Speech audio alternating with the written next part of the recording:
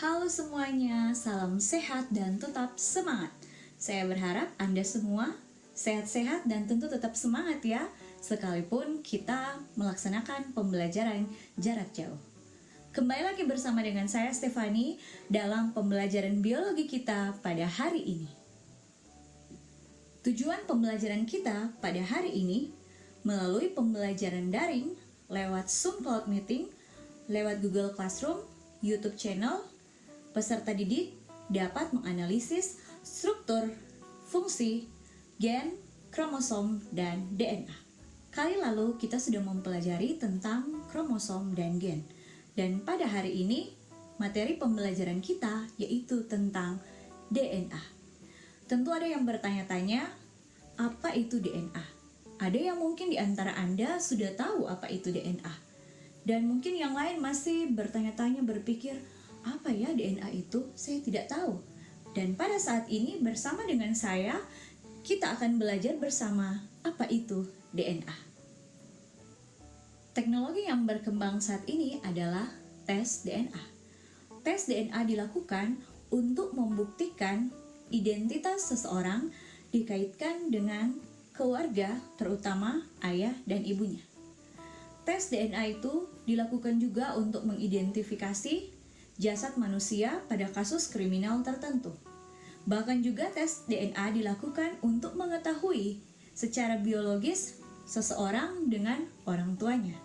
Dan juga tes DNA dilakukan untuk mengidentifikasi korban perang yang tidak dikenal. Nah, mengapa harus tes DNA? Kenapa demikian? Karena DNA merupakan substansi pembawa informasi genetik dari generasi ke generasi berikutnya. Untuk lebih jelasnya, mari kita ikuti penjelasan berikut ini. Halo semua, hari ini kita akan mempelajari tentang materi genetik. Di sini bicara mengenai materi genetik, ada dua materi genetik yang terdapat di dalam nukleus. Yang kita kenal yang pertama ada yang kita kenal dengan DNA, yang merupakan deoksiribonucleic acid, atau biasa disebut asam deoksiribonukleat.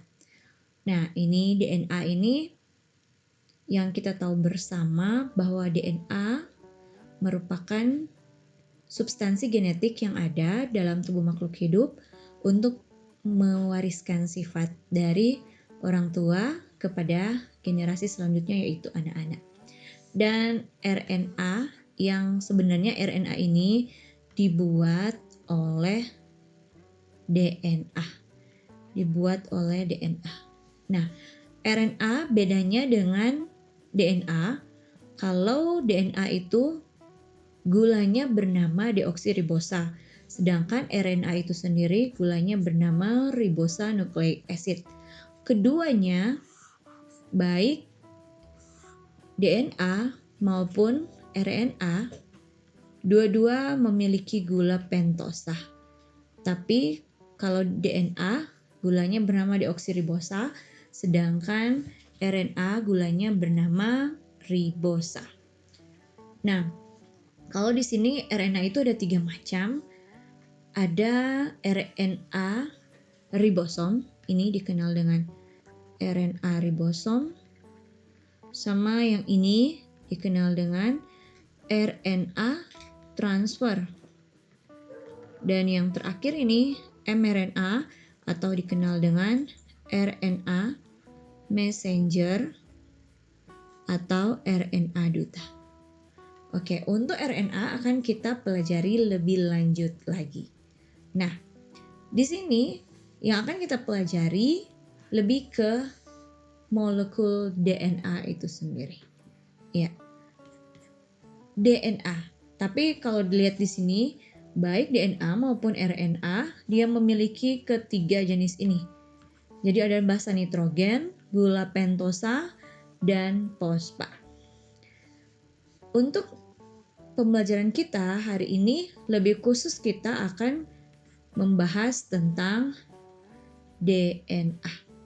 Nah, bicara mengenai DNA yang terdiri atas basa nitrogen, gula pentosa sama fosfat, kita harus tahu dulu bahwa pada DNA dia memiliki basa nitrogen yang bernama purin dan pirimidin.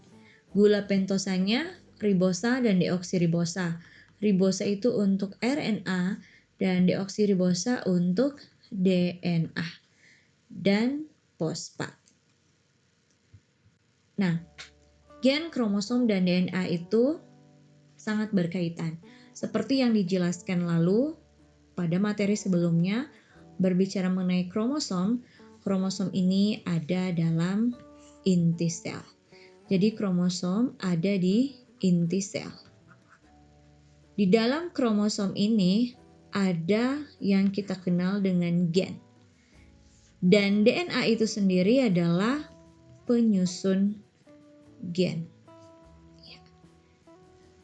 DNA itu terdiri atas gula pentosa, basa nitrogen, dan fosfat. Lebih ketiganya ini kita kenal dengan sebutan nukleotida.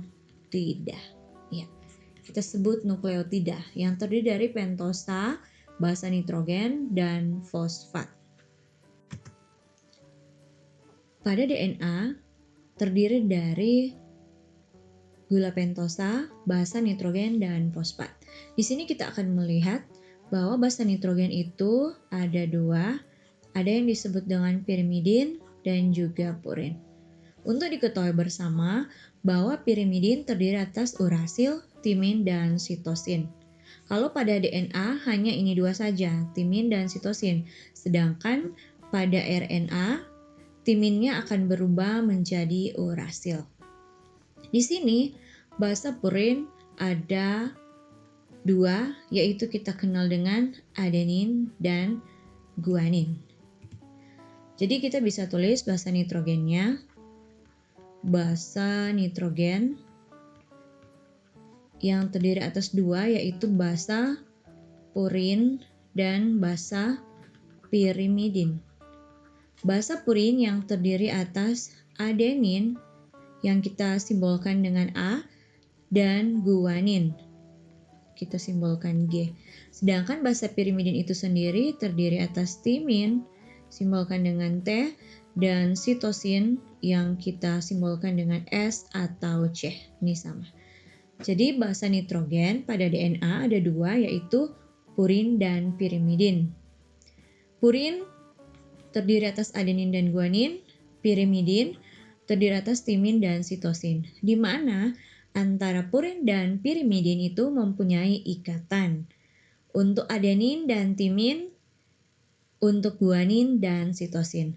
Yang kedua ini gula pentosa yang tadi untuk DNA, yaitu deoksiribosa. Sedangkan yang terakhir adalah ikatan fosfat.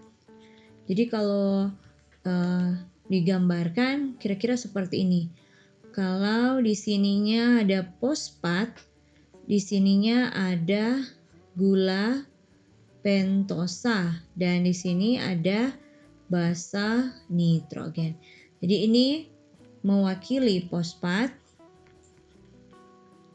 ini mewakili gula pentosa, dan ini mewakili basa nitrogen. Basa nitrogen apakah itu purin atau basa nitrogen pirimidin, di mana antara purin dan pirimidin itu mempunyai ikatan hidrogen. Basa nitrogen pada asam nukleat saling berpasangan antara purin dengan pirimidin dan dihubungkan oleh ikatan hidrogen. Kita lihat basa purin di sini ada adenin sama guanin. Adenin ini punya pasangan yang bernama timin, pasangannya dari pirimidin. Jadi kalau mau digambarkan yang dari sini, adenin sama guanin itu adalah basa purin.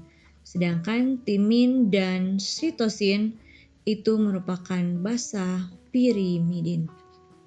Nah, adenin dan timin adalah pasangan yang mempunyai ikatan rangkap dua. Ini ikatan rangkap dua, 1, 2. Dan ini antara sitosin dan guanin, dia mempunyai ikatan rangkap 3.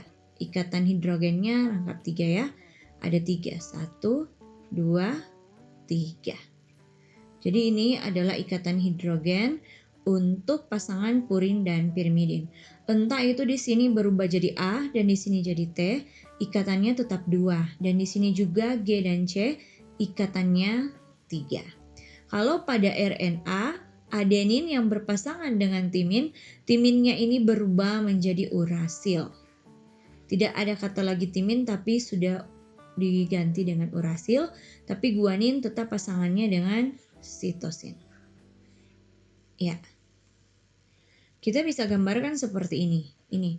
Kalau dibuka jadinya seperti ini. Kita tahu bersama bahwa DNA itu merupakan rantai double helix atau kita sebut rantai yang berpilin. Jadi double helixnya begini ya. Anda bisa lihat. Ya, ini yang dimana pada utas rantai ini terdapatlah fosfat, gula pentosa, sama ikatan hidrogen antara purin dan pirimidin. Di sini ada ujung 5 sama ujung 3 yang kita tahu bersama bahwa keduanya itu anti paralel. Jadi kalau di sini kita tulis dari 3 ke 5 berarti dari 5 ke 3 aksen. Kalau dibuka jadinya seperti ini. Kalau dibuka ini untuk DNA itu sendiri yang disebut dengan rantai double helix, rantai panjang. DNA bedanya dengan RNA, kalau DNA itu rantainya panjang, kalau RNA rantainya pendek, seutas saja kalau RNA. Tapi kalau DNA ini rantainya disebut dengan double helix atau rantai berpilin. Nah, tentu dalam kasus ini kalau rantainya ini kita buka, jadilah seperti ini. Ini adalah ikatan ini yang kita kenal dengan fosfat. Nah, fosfat berhubungan dengan yang ini. Ada gula pentosa saling berikatan dan ini ada basa nitrogen pirimidin yang berikatan dengan basa nitrogen purin, adenin, dan timin rangkap 2 ikatan hidrogennya. Sedangkan pirimidin, guanin, dan sitosin rangkap 3. Ini jelas ditulis purin dan di sini ditulis pirimidin. 3, 2, 3, 3, 2. Ingat saja T dan A atau A dan T 2, G dan C, C atau G 3. Jadi tinggal diputar saja. Ini yang disebut dengan anti paralel. Anda bisa lihat. Jadi bukan sama-sama ya. Satu hal tapi dia anti paralel. Nah, di sini kita bisa lihat untuk molekul DNA yang memiliki ujung 5 aksen dan ujung 3 aksen. Ini rantai berpilin ganda. Anda bisa lihat ini atau biasa kita sebut dengan double helix. Dia berpilin ganda, setelah dibuka di dalamnya ini ada ini. Ini antara sitosin dan guanin ada ikatannya dan ini yang kita kenal dengan gula pentosa. Ini yang disebut dengan fosfat. Struktur double helix molekul DNA dapat berubah karena pemanasan dan pendinginan. Jadi karena terjadi pemanasan sehingga struktur dari DNA itu sendiri double helix bisa berubah. Begitu juga dengan pendinginan. Kalau pemanasan disebut denaturasi sedangkan pendinginan disebut renaturasi. Nah, ini dia gambar DNA yang sering kita lihat. Di gambar-gambar selalu DNA digambarkan seperti ini karena memang benar bahwa DNA itu rantainya double helix atau rantai berpilin ganda. Nah, on the last day, Februari 1953, James Watson and Francis Crick, mereka lah yang mengemukakan model struktur molekul DNA yang dikenal dengan double helix atau berpilin ganda. Jadi, ilmuwan yang bernama James Watson and Francis Crick yang pertama kali mengemukakan bahwa model struktur DNA itu double helix atau berpilin ganda. Menurut Watson and Francis Crick, ilmuwan yang pertama kali menemukan rangkaian gen, katanya rangkaian gen itu merupakan struktur kimia yang berbentuk double helix, ya.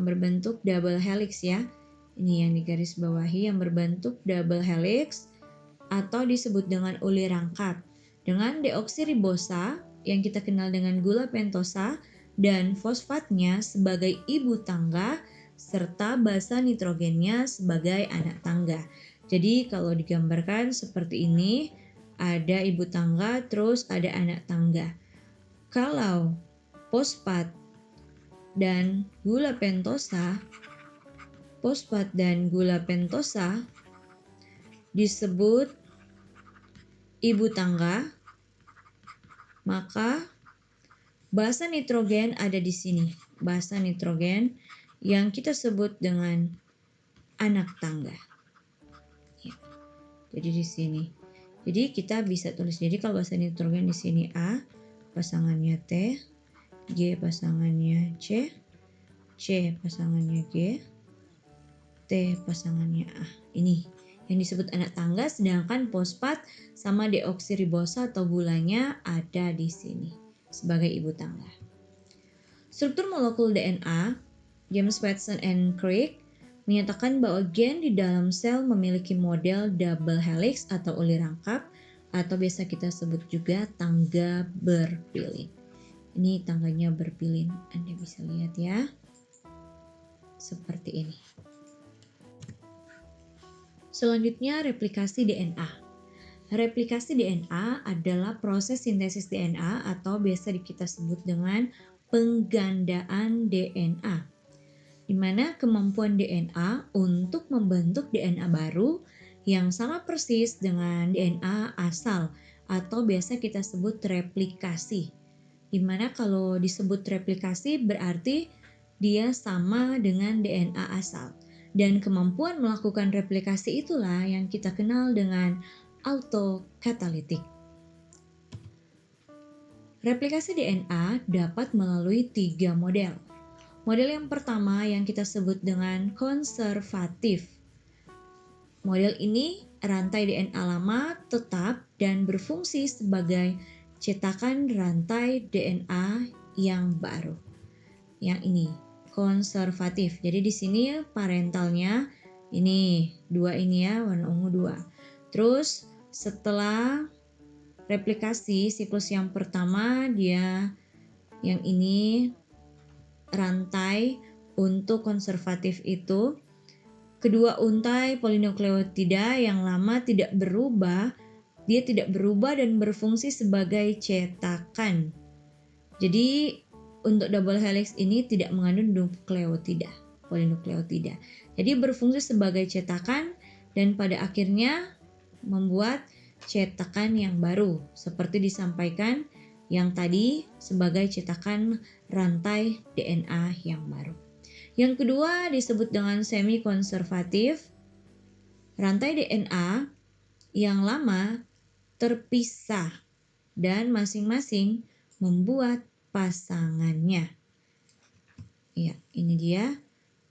Untuk semi konservatif modelnya begini. Jadi dua-dua memisah dan rantai yang lama membuat cetakannya sendiri. Kalau ini warna ungu, ini sudah berwarna biru. Ini ungunya yang lama ya, rantai lama, dan birunya ini rantai yang baru. Jadi dua-dua memisahkan diri dan membentuk cetakannya yang baru. Dan dia akan membentuk, ini replikasi yang kedua ya. Kalau ini replikasi yang pertama siklus, ini yang kedua. Selanjutnya, yang ketiga, 3 model. Yang ketiga adalah dispersif, di mana rantai DNA lama terpotong-potong sehingga menghasilkan rantai DNA baru yang berselang-seling antara DNA lama dan DNA baru. Jadi ini dia. Jadi rantai DNA lama ini parentalnya seperti ini, dia terpotong-potong. Jadi disisip-sisip ya, terpotong-potong dan dia menggandakan diri sampai menjadi DNA yang baru. Kalau mau dilihat sebenarnya dari ketiga model replikasi itu, model semi konservatif lah. Ini yang lebih diyakini akan kebenarannya. Hal ini telah dibuktikan dengan percobaan oleh Matthew Michelson dan Franklin Stahl dengan percobaan pembiakan bakteri Escherichia coli hingga beberapa generasi dalam medium yang mengandung isotop nitrogen. Demikianlah pembelajaran kita pada hari ini. Semoga apa yang kita pelajari bersama tadi bisa menjawab pertanyaan-pertanyaan seputar DNA. Kita berjumpa pada pertemuan selanjutnya. Salam sehat dan tetap semangat.